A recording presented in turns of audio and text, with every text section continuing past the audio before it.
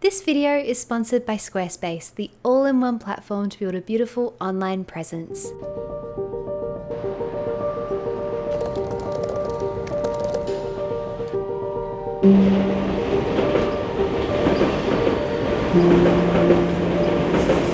Hello everyone and welcome to another video. Today we're going to be filming another Project Teacup writing vlog. I started draft 4 of the story when we were on the plane coming over, and by starting draft 4 I mean I'm doing a full read through of the story and adding a bunch of notes, and then I'm going to go through really slowly with a fine-tooth comb and do the final edit on the story. So that's what we're going to be doing today. I'm still reading through the story, I'm adding my notes, I'm adding in comments and everything, and then as soon as I've finished with that I'm gonna start the fine, close, final edit. I have no idea what happened with the audio in this clip. So basically what you can hear underneath me speaking is actually the sound of what I think is 2 radio presenters. It's gonna give me more time to fine-tune the language and get everything working. If I think too hard about this, I feel very creeped out as to how my microphone picked up that audio that I could not hear. We spoke about audio and sound traveling up and down flat surfaces in the capsule hotel video, so this is hilarious and actually linked with that. Because sound travels up and down flat surfaces, and it particularly does with metal, I think what happened is I was holding my camera.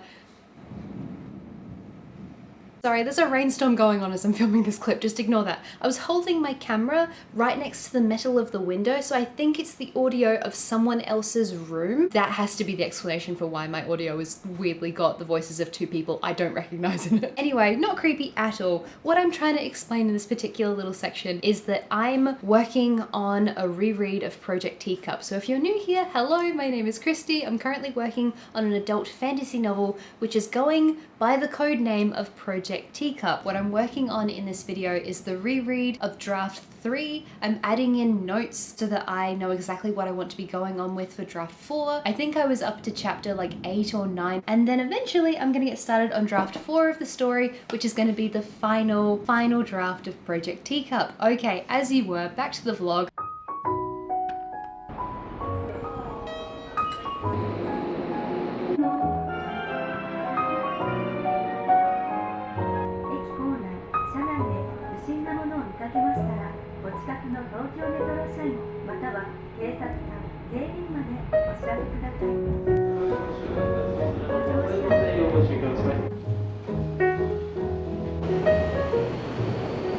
We are now in Nakameguro. I love this little neighborhood. It's a very warm, sunny day today. It was quite rainy last week. The hydrangeas are almost starting to bloom, which makes me very happy. The cafe is right next to the station. It should be 1 street over.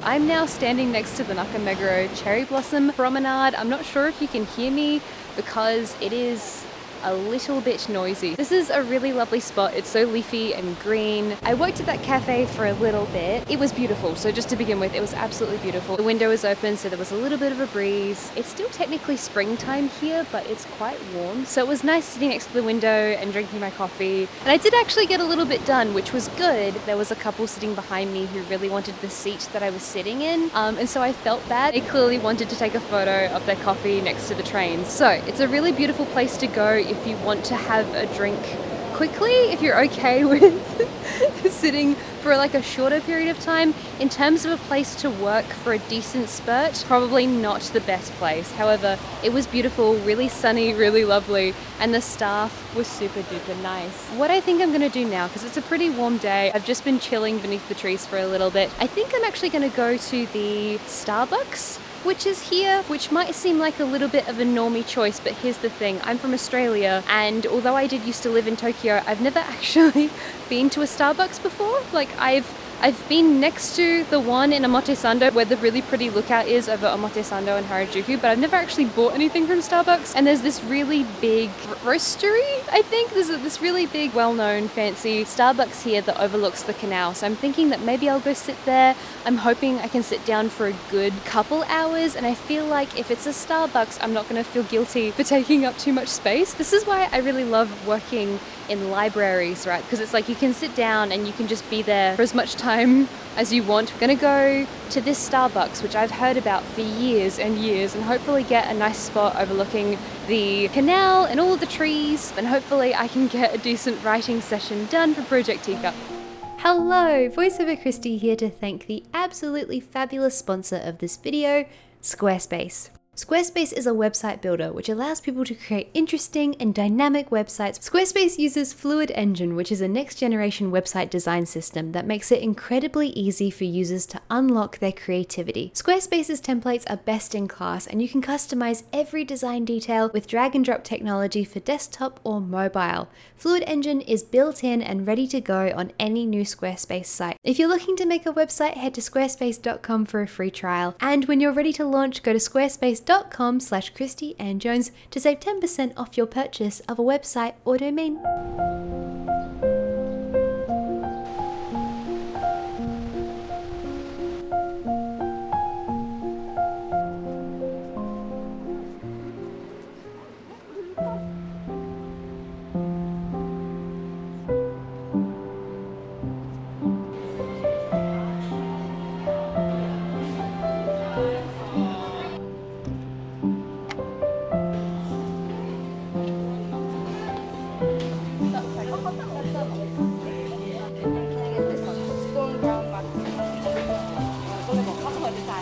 クリームソーダとレモンケークを1つください。はい。コクで。1600円。こちら光と振動でお知らせします。はい、ありがとうございます。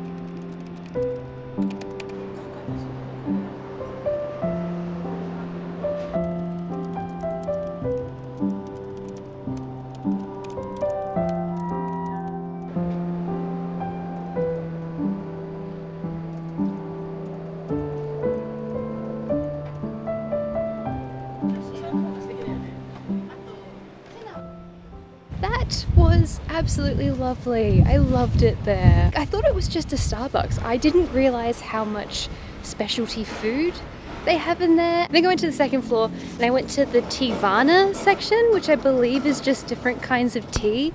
That was amazing. I had a matcha soda float. It was great. I had a wonderful time and I got a whole bunch of work done, which made me super duper happy. So that was a fabulous time for productivity, gonna not get hit by a car. I'm now gonna head back to the station area around Nakameguro because I have a bit of content production work. I was mostly doing like writing work today. It is a Project Teacup vlog. However, I have some photo editing stuff I want to quickly get done today and sent off because when we did our Trova trip that we did a couple weeks ago, if you're following me on Instagram, you should have seen it. We went on this lovely group trip, a whole bunch of us. It was like 20 people going around Tōkyō, Kyoto and Osaka for a week. It was wonderful. I loved it. It was a really, really fun time.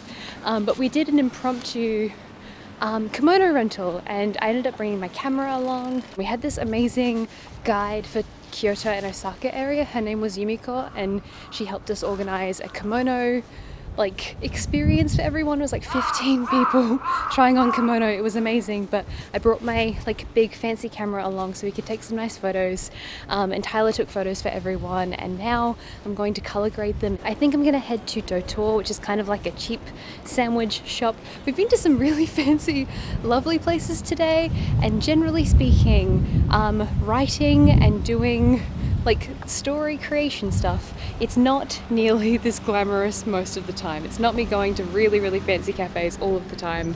However, I genuinely needed somewhere to work today and I thought, why not splurge a little bit and have a little bit of a treat and go work somewhere really, really pretty. So I'm really glad I went to the Starbucks. I keep going, I'm gonna go stand over here so I'm not on the road anymore. I keep going to almost say Starbucks rotisserie. It's not, it's a roastery. I think I read it wrong the first time and then my brain just stuck with it. So as I said, I'm gonna go back to the station, probably gonna go to the Tōkyō near Nakameguro and then maybe check out a garden and write outside for a little bit. I think it might be nice to go to Shinjuku Goen. We went there the other week for the Trova trip, but I love that garden, so I'd be super happy to go back because I need somewhere to write for a good few hours and our hotel is way too small. There's only one desk in there and Tyler's working out of our hotel today, so I'm trying to find somewhere to sit. We're just trying to logistically work out ways to be able to work productively while being overseas. Anyway, it's been a fun time. I've been to some lovely places already today. Let's go get some lunch and sit inside in some air conditioning for a little while.